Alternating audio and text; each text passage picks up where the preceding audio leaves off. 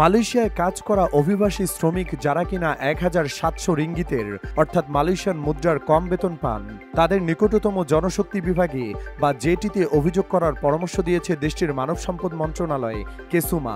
দেশটির স্থানীয় সময় সোমবার ২৩ জুন এ পরামর্শ দেওয়া হয়। এক বিবৃতিতে কেসুমা বলছে, যদি অভিযোগটি আদালত কর্তৃক বহাল থাকে তাহলে জাতীয় মজুরি আলোচনা পরিষদ আইন ২০১১ এর ৪৪ ধারা অনুসারে নিয়োগকর্তাকে সরকার থেকে নির্ধারিত মজুরি পরিশোধ করার নির্দেশ দেওয়া যেতে পারে।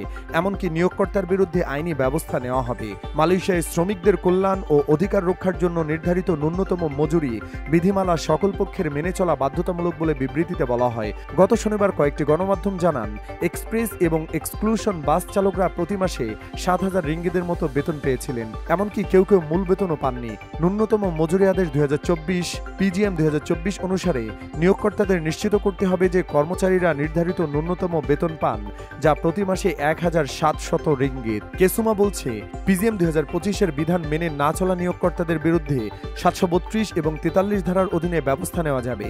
অপরাধের জন্য প্রতি কর্মচারীর জন্য ১০,০০০ রিঙ্গিত জরিমানা অন্তর্ভুক্ত রয়েছে।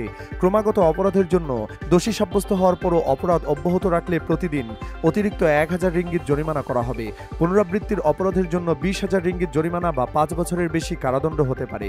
বিবৃতিতে আরও বলা হয়, কেসুমা বর্তমানে মালয়েশিয়ার শ্রম আইন ও সংস্কার পরিকল্পনা পর্যালোচনা করার জন্য বিশেষ টাস্ক ফোর্সের মাধ্যমে ২৮টি শ্রম সম্পর্কিত আইনের একটি বিস্তৃত অধ্যয়ন পরিচালনা করছে।